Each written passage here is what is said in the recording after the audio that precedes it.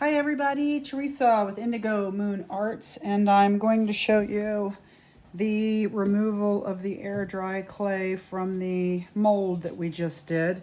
So we just did, right before this, putting the mold, the air dry clay into the mold, and now we are going to remove it. It was in the freezer for about 15 minutes-ish, and all you have to do to remove it should come right out. I'm just loosening it up a little bit, especially the more fragile, thinner edges. And here is one, and here is the other. The only problem is, now this will soften, okay? You don't want to bend it while it's completely frozen. If you do, it'll break. But it will loosen up here shortly as it unfreezes.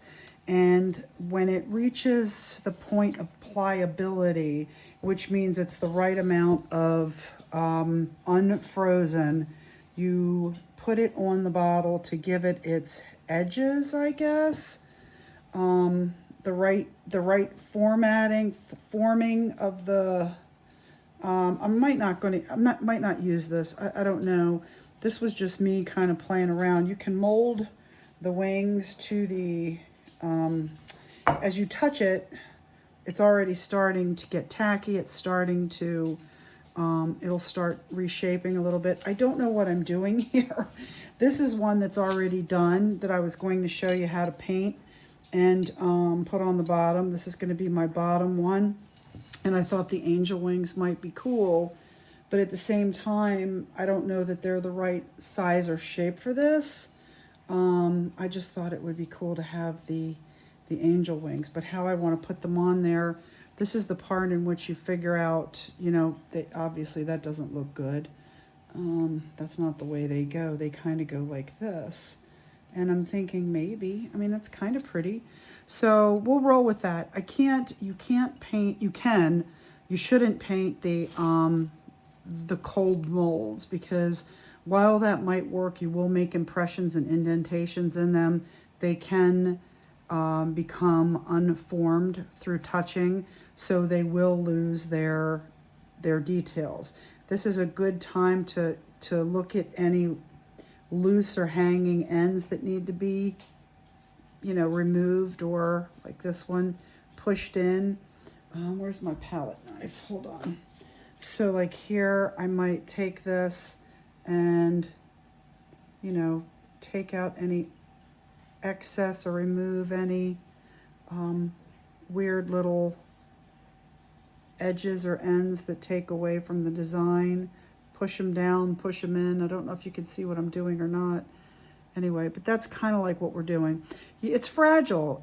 You can hold it, but it is fragile, and the more you hold it, the more likely you are to ruin something or change the shape of something. So it's better, honestly, to find where you want it on your bottle and let it dry, and then paint it after it's dry so that you don't take away any of the detail or change any of the, I'm just pushing on in here and making things more precise. There we go. So I think I might use the angel wings, and because they're angel wings, I'm not going to paint them black. I don't think. I could do black and silver. That would be pretty.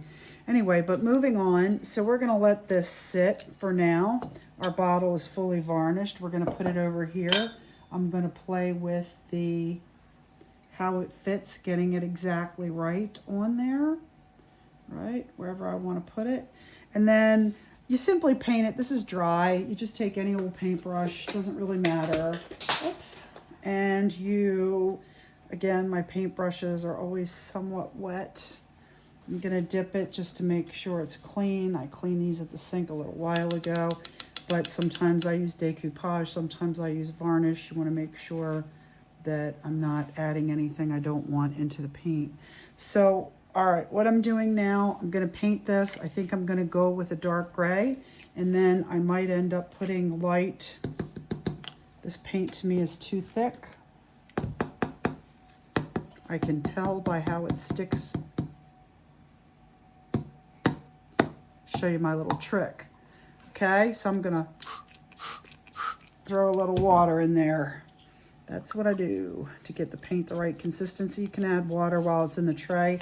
But this kind of keeps my paints fresh, if you will. It keeps them from drying out. Throwing a little water in there. Anyway, I'm going to put it in. This one is dry. I use a little bit more water to make sure that the paint gets in the crevices properly. Actually, you might, if you actually wet this, see, look, not done this before, that might help a little bit with how the paint moves. But see, it's too wet. But here's a technique that's interesting with the water. We've talked about things being translucent. That might not be bad.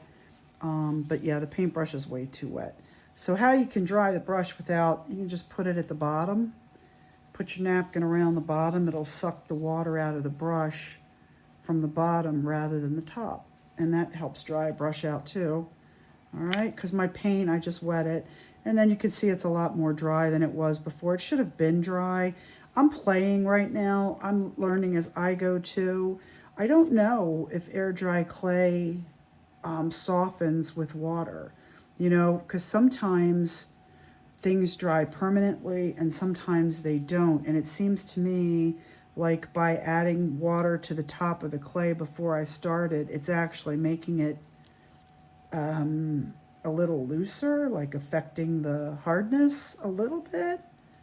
Maybe, I don't know enough about, look, that's going to break.